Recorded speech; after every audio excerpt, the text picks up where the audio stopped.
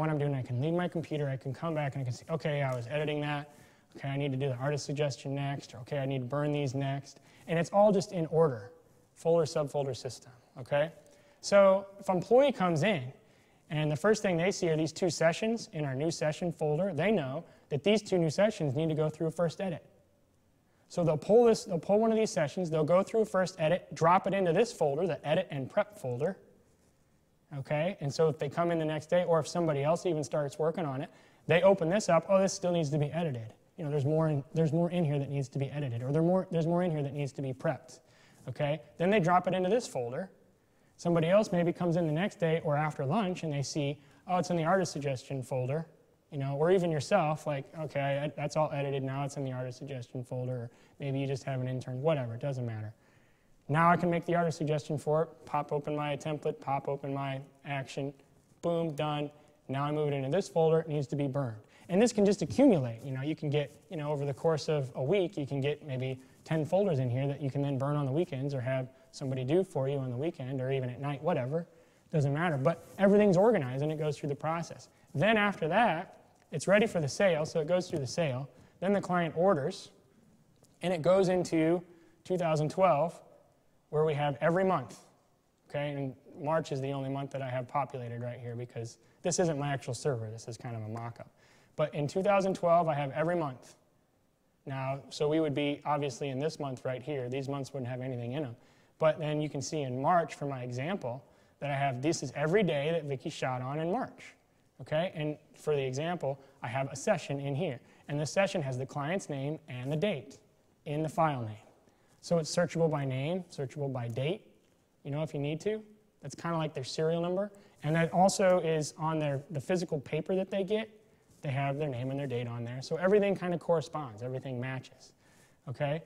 Then after that, they come in, they order, and then in the client's actual file, you'll see that we have these folders. Here's their artist suggestion. Here's their captures. These are all the raw files. Here's their JPEGs. This is what they saw. These are their proofs. Okay, here's their order. And apparently they haven't ordered yet for my example. But if they had ordered, there would be an 8x10 folder in here with however many 8x10s. And they'd all be level 10 JPEGs. Cropped, vignetted, everything's finished in this folder. And then here's their PSDs. These are all the images that we either worked on beforehand, like if we wanted to apply a treatment or something to it, or an image that the client's ordered, but it's full res and uncropped. Okay, so if we've done the work, if I've spent any type of time on an image, more than just something that's automated, I'm saving it as a full res PSD. Okay, because typically, if I do work on an image and spruce that up a little bit, A, it's something that I like, that I've picked, and B, it's something that the client's going to be more prone to gravitate towards. You know, because A, it looks better, B, I picked it, and that's what they want.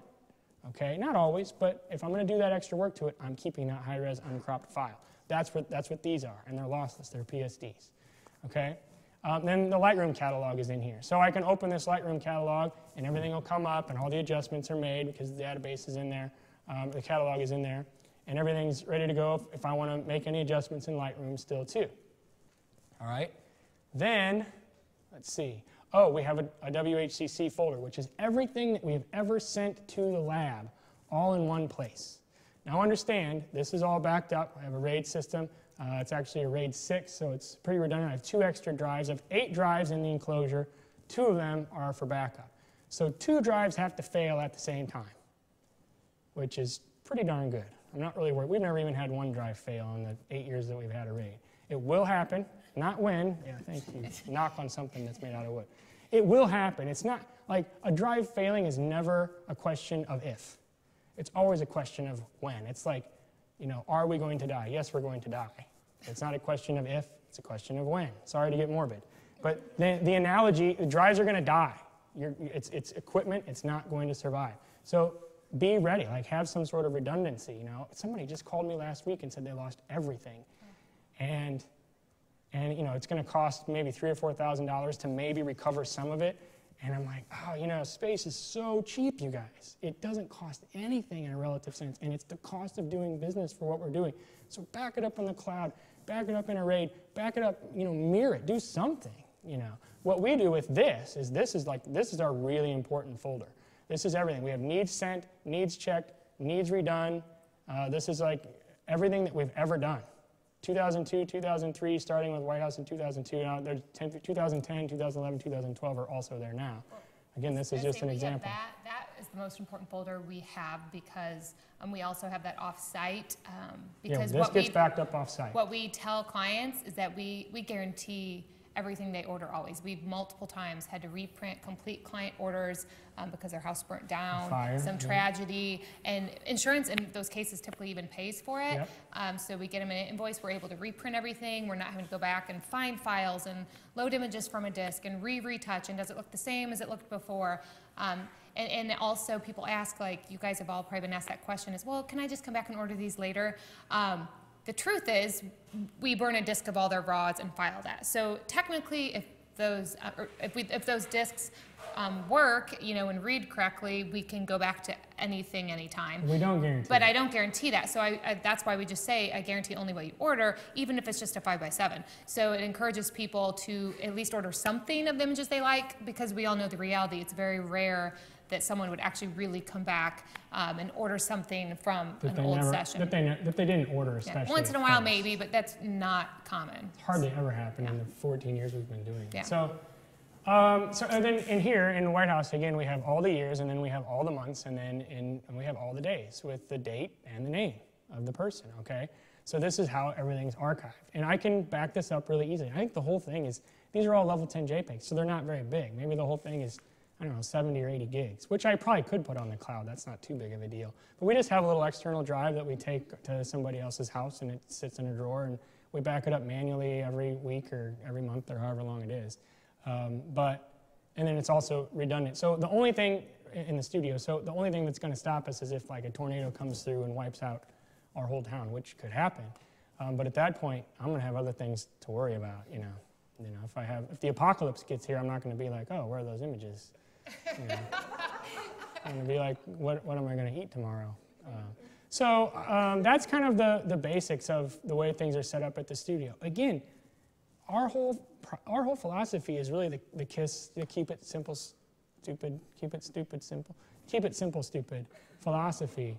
We want to keep things simple and that make sense, so that not only is it good for ourselves, but if we do have someone, and now we're down to like an intern and 2 part-time employees that come in sort of every once in a while, which is great in a lot of ways, but our system is set up in a way that a new person could come in tomorrow and they could know like what we're doing within a couple days.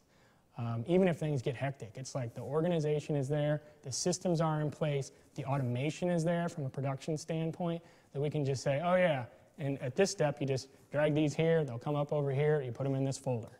That's done, and then it's ready for the client to see, All right, well, I don't know, I can stop right now. We have a couple minutes before our break, but if anybody has any specific questions, I can answer them. And I was going to actually say... Or Vicky's got something to say. No, because I found out that after break that we'll be able to take technical questions as part of our Q&A and program after break too. We don't have to be rushed. But so you're not rushed. I'm not completely in the doghouse then? Is that what this next? You're not in the doghouse at all. No, I just want to let you know it wasn't like quick, get your couple questions in now or you won't be able to. Like we have time after the break that we'll be able to. So if anybody has anything right now, that's fine. Yes. Yeah. Okay, so when you utilize Lightroom and Photoshop together, because I have both, but I find sometimes, because I prefer Photoshop for all of the retouch work and anything, I like Lightroom because of the cataloging, but then I feel like it's eating a lot more time for me to go back and forth. So I put them into Lightroom. I only do it once. Okay. For the most part. So you just put them in there. Yeah. And then export them out as the JPEGs from there, or the TIFFs from there? Yes, the JPEGs from there. Now I lied, I guess, because I do go back. When the client orders, I go back to Lightroom and export a bigger full-res file, obviously, because that's what I'm going to do my final work on, if it wasn't something that I was doing beforehand. In other words, if I see an image, like a couple of the images that I've seen that I know I'm going to do a special treatment on, something that's not automated, I'm going to export that out as a high-res file from Lightroom at the beginning. Okay, if it's going to go into the artist suggestion, and I should have clarified that, that's actually a really good question. The only other time I'm going to go back to Lightroom for the most part is after the order. If they've ordered anything that I hadn't already done, I hadn't already exported that and done some extra work on, which happens, you know, sometimes they do. So I might initially export 6 high-res files and do some extra work on there, and that's like the 10 to 15 minutes of extra work that I'm talking about. Then I'm just like, this is on spec. I'm going to put an extra 15 minutes in on this. I'm going to do some things to these images. I'm going to run some actions. I'm going to maybe create a 9 opening, which in case I would need 9 images. I'm going to do this, that, or the other thing, just whatever. I'm going to do that on spec to my high-res images that I am exporting initially, along with all the JPEG proofs, okay? So I have both at that point. But then the only other time that I ideally want to go back to Lightroom is that, well, no, I actually want to order this and I want to order this. I'll go back, re-export them, the ones that they ordered. So again, it never really bothers me to do that work because I'm getting paid for it. Like, I know they ordered it. All right, if you're going to order an image, I'll do whatever. I can go back to Lightroom, export that out, and go into Photoshop and do my thing. It takes 2 or 3 minutes. But I don't like to go back and forth. Like, maybe that's what you're talking about, like going back and forth more than I have to. I'll see an image and I'll take it into Photoshop and I'll work on it. It'll save it back into Lightroom. Then. Oh no, I don't save it back into Lightroom. I just save it as a PSD into that folder into my. Because when I do the PSD, then it doesn't go back to Lightroom. Mm-hmm. But then if I pull something up in Lightroom, I don't see the one that's. Yeah, but I don't. It doesn't. So you bother me at you that just point. Don't worry about it at that point. No, I don't worry about it. I mean, you can enter it into your catalog again if you want to, but it's in the client's folder for me where the catalog is. So I know that the catalog's there, and I know that there's a folder with all the stuff that I've worked on. Okay. So it's still organized. That makes sense. That makes a lot more sense because I keep feeling like, okay, well now it's not in Lightroom. Yeah. You know. I just don't worry too much about that part of it. I get what you're saying, but Lightroom, I use it just for like editing and culling in that color correction. I don't really worry about using it as an archive for us. It doesn't make sense for what we do. Now, for some people, it does. And those people, even maybe you do want to have one catalog for everything. Oh, we have like 1 minute left. One catalog for everything. Like, that's where it might make sense to have one catalog for everything if you're really using it for that, but we don't. Not in our system, not just at our portrait studio, for what we do on a regular basis. Thank you. Yeah. It's like 10:45 right now. Am I supposed to be done? Yeah, we're going to go to break soon. Go ahead and ask your question. That's all right, we have one more question. Cool. What color space do you use from the camera to Lightroom to Photoshop to the print house? Yeah.